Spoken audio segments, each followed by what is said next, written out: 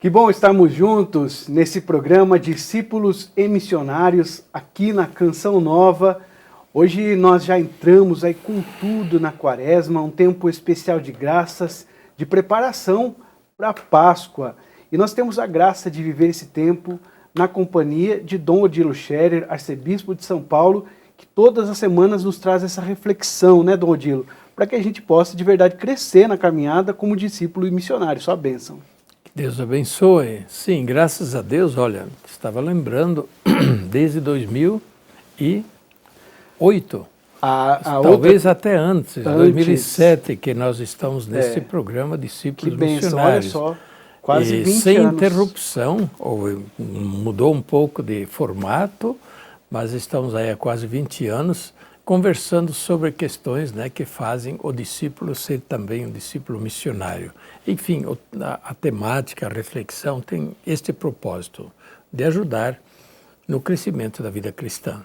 E por isso também abordar os temas de ocasião ao longo do ano, da liturgia, mas também circunstancialmente da vida da igreja, da sociedade. Que bom, Dom Odilo, já introduziu o programa assim, né, tão bem, para a gente entrar com tudo mesmo, porque no programa a gente traz aqui, geralmente a gente parte da palavra, do evangelho, a reflexão do domingo. E aí a gente entra em tantos temas, como no último, falamos aí da questão da moradia, da campanha da fraternidade. Hoje o evangelho nos fala das tentações de Jesus no deserto. Então o tema de hoje, esse mistério da união com Deus no combate espiritual, algo muito presente na vida do católico, do cristão. É verdade.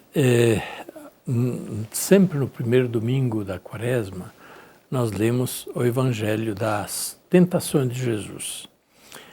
E isso tem um propósito. Além do texto enquanto texto, a proposta pela liturgia, pela Igreja, que é mestra também e nos conduz no caminho da Quaresma, no caminho de preparação à Páscoa, a Igreja nos faz perguntar, afinal, se eu devo viver a comunhão com Deus, mas como faço com as tentações, que são uma realidade. Como São Paulo mesmo dizia, eu vejo bem que devo fazer, mas acabo sendo tentado e acabo fazendo o mal que eu não deveria fazer. E isso se chama justamente de tentação. Então, a tentação a gente precisa levar a sério, como a Igreja propõe. Tentação, muitas vezes, hoje ficou meio desqualificada. O pessoal fala tentação de comer um doce, tentação de pegar alguma coisinha escondido. Bem, são tentaçõezinhas, mas não necessariamente se trata dessa questão. A tentação nos coloca diante de escolhas muito sérias. Ou com Deus, ou sem Deus. Ou com Deus, ou contra Deus. E esta é a questão constante da vida cristã. Nós, na vida cristã, somos sempre colocados diante de escolhas que devemos fazer. E, pelo batismo, nós fizemos a escolha. Nós fizemos a escolha por Deus. E renunciamos a Satanás, o tentador. Tentador, no sentido originário, é aquele que nos faz cair, nos faz tropeçar, nos faz desviar. Ele também é enganador, porque ele apresenta coisas interessantes que depois se mostram falsas. Ele é enganador e nos põe em fria e nos deixa na mão. Pois bem, então, o Evangelho das Tentações de Jesus nos coloca Jesus humanamente foi tentado também. E as tentações eram muito sérias. As 3 tentações de Jesus resumem um pouco as nossas tentações todas.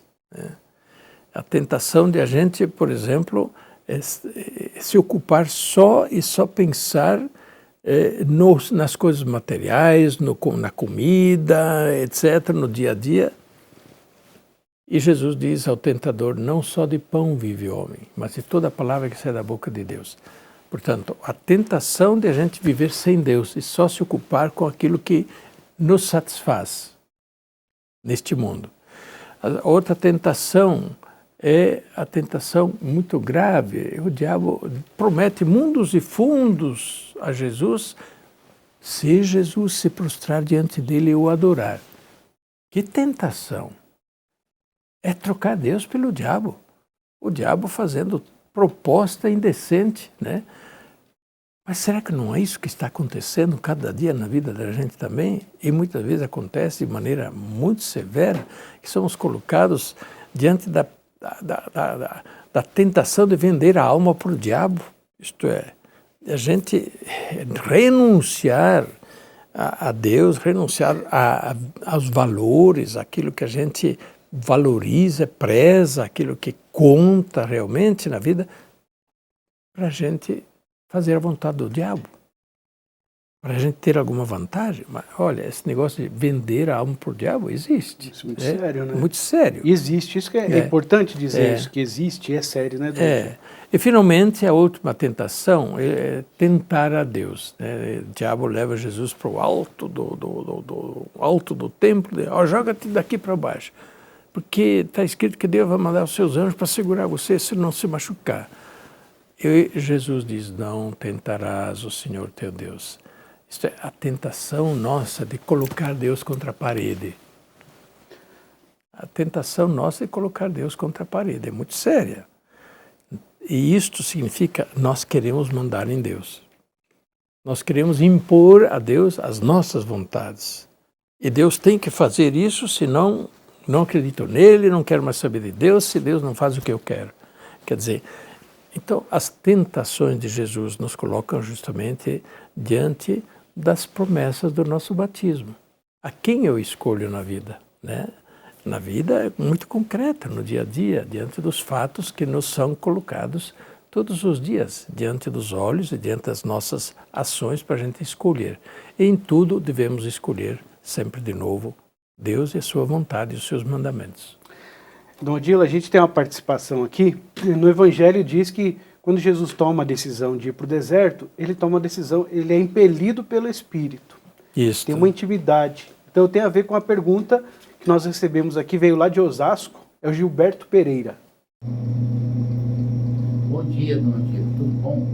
Meu nome é Gilberto, eu sou de Osasco. Eu queria fazer uma pergunta. Nessa quaresma, como que eu faço para ter uma intimidade maior com Deus? Muito bem, Gilberto. Bem, este é um dos grandes propósitos da quaresma, de a gente se voltar a Deus de todo o coração, né? E, nesse sentido, cumprir mais e melhor o primeiro de todos os mandamentos. Amarás o Senhor teu Deus de todo o teu coração, de toda a tua alma, com toda a tua inteligência.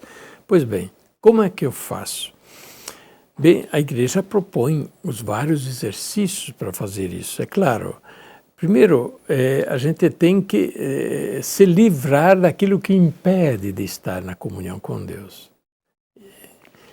A vida no pecado impede de estar na comunhão com Deus. Você não pode pretender a comunhão com Deus e ao mesmo tempo, segurar o pecado, né? Então, a conversão é a gente superar o pecado para então aprofundar a comunhão com Deus.